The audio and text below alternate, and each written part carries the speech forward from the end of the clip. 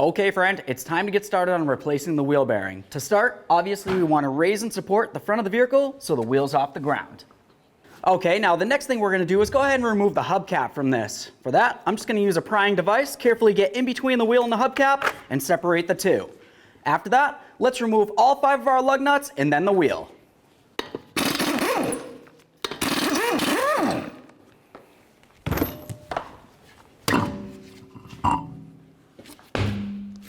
Okay, now the next thing that we want to do is take a pry bar and we're going to carefully get in between the caliper itself right here and the rotor right inside this area. Essentially when we do that, we're just going to gently pry, push back the caliper a little bit so it has some movement.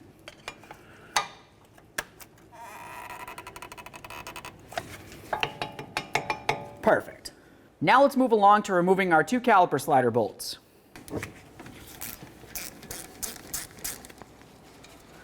Leave that loose.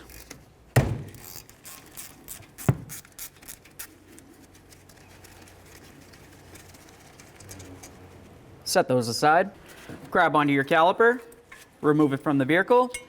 Next, you're going to want to inspect the caliper. Look around the piston area here. If you see any fluid coming out, more than likely it's brake fluid. At that point, you have to replace your caliper. This one looks good, so I'm going to hang it aside, making sure I'm putting no pressure on my flex hose. With the caliper out of the way, we can remove the pads.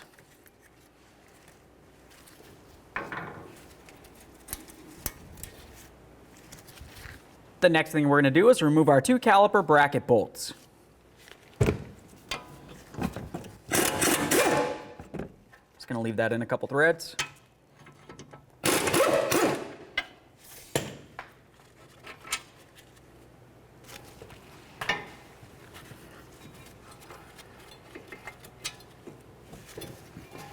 Remove the bracket.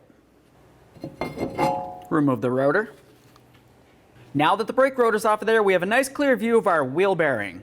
This area right along here is where the rotor's going to mate up against, so of course you want to make sure it's nice and clean and free of debris. If it looks like this, go ahead and sand it down. Once it's nice and clean, go ahead and apply a little bit of copper never seize. Before we install the rotor, let's go ahead and clean it off first. Just wipe down the braking surface and then we'll turn it over and do the same to the other side. Now it's going to be time to install our rotor.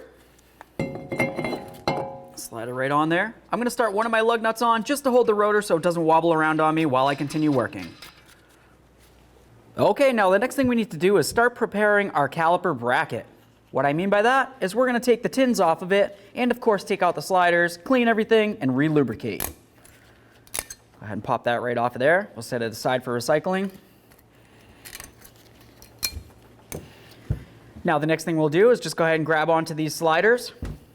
We want to make sure that we don't tear the boot. So I'm just going to come right along where the boot meets onto the slider right here, work my way around to break it free, and then remove the slider.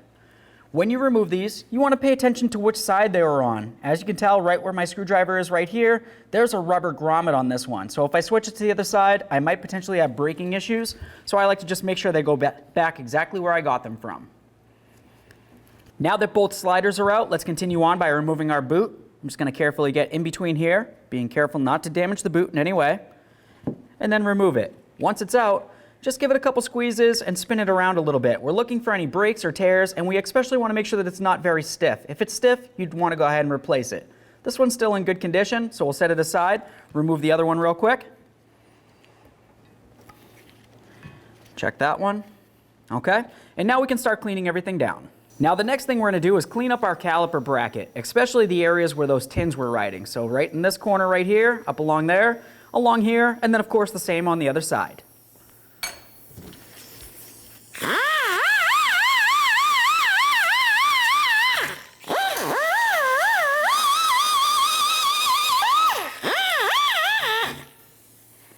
All right, that looks pretty good. Let's do the same to the other side.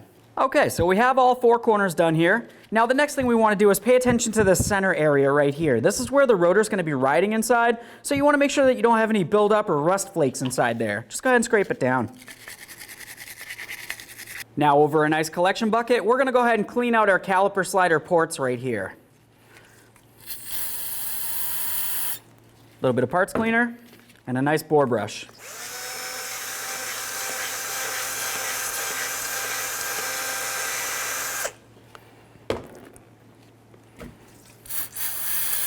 Make sure it's nice and clean, and then do the same to the other side.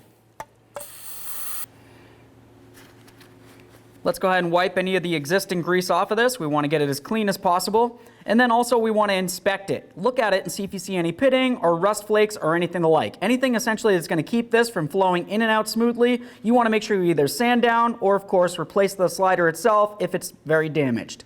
Aside from that, right up along where my pinky is here, you can see that there's a ridge. That's right where this boot is going to ride.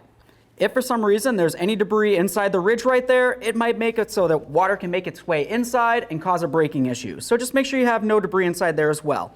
Clean both of your sliders. Once both sliders are clean, let's continue on by cleaning our boots. Take your rag, go ahead and give it a twist along one of the corners here and slide it right on through. After it's through, go ahead and spread out that boot a little bit and then just kind of rub it along the inside of that area. Okay, now the next thing that we're going to want to do is take some caliper grease. I'm going to take it and go right inside the port where the slider is supposed to go and just add quite a bit of lubricant right inside there. After that, we can take our caliper slider boot here and we're going to take this end and slide it right in. Once it's in, just go ahead and give it a little spin. That's going to help make sure that the grease has worked its way into where it needs to be. Do the same to the other side.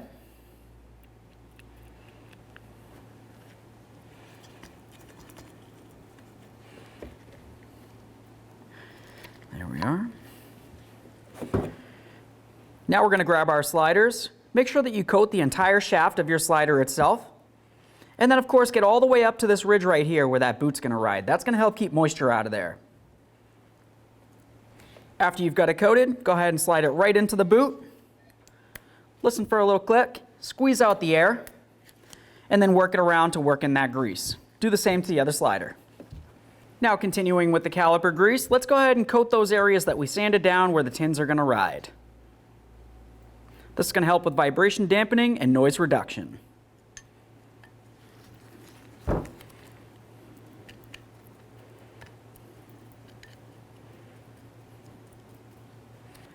You're going to notice in your bag of tins that you have two different types of springs. You have two that face one way and then two that face the other for each side of the vehicle. Next, it's going to be time to get ready to install our tins, but before we can do that, we want to make sure that we put on the pad separator springs. Now these pad separator springs have a little hooky-do right where my index finger is. You're going to go ahead and slide it into this groove right along here. Bring the loop up and around this ear and then slide it behind. There we are. Once it's slid behind there, make sure that it locks in behind this ear right here. Now once you have all your springs on, it should look exactly like this. Let's go ahead and mount this to the caliper. Should slide right on there. There we are. Do the same to the other one. Okay, now let's go ahead and clean up our caliper bracket bolts here. You want to make sure you get the threads nice and clean. Okay, now we can take our caliper bracket and get ready to mount it to the vehicle. I'm just going to slide it right over the rotor like this, and then we'll take our two nice clean bolts with some thread locker on them, start them in, we'll snug them up and torque them. Now let's bottom these out, then torque them to 122 foot-pounds.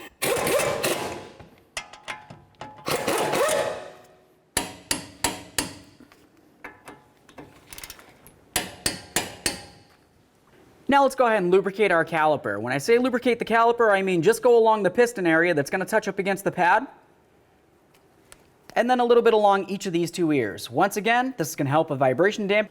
Now it's going to be time to install our brake pads. When we do this, we want to make sure that each of the ears fits into its little groove here, and of course it catches on to the spring right here. That's going to help separate it from the rotor when you release the brake pedal.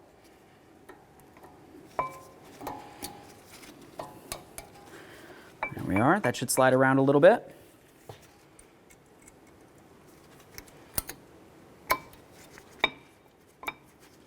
Okay. Now while I hold the pads together so they don't fall out, let's go ahead and slide our caliper over. Line up the sliders so they match up with the corresponding slots on the caliper here.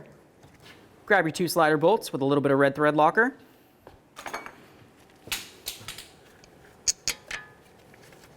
We'll start these in, snug them up, and torque them to manufacturer's specifications.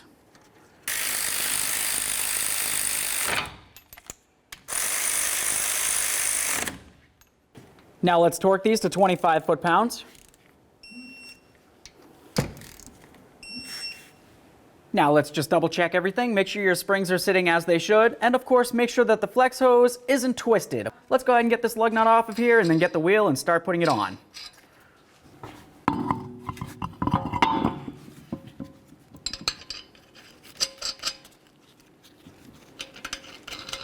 Okay, now we'll just bottom out all the lug nuts in a crisscross manner, and then we'll torque them to 83 foot-pounds. Now with the wheel, so it's just barely touching the ground and it can't spin, let's go ahead and torque them.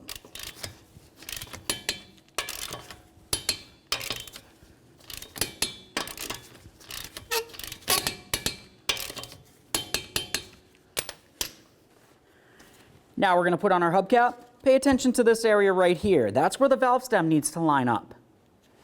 Go ahead and slide it right on there. Give it a loving bonk.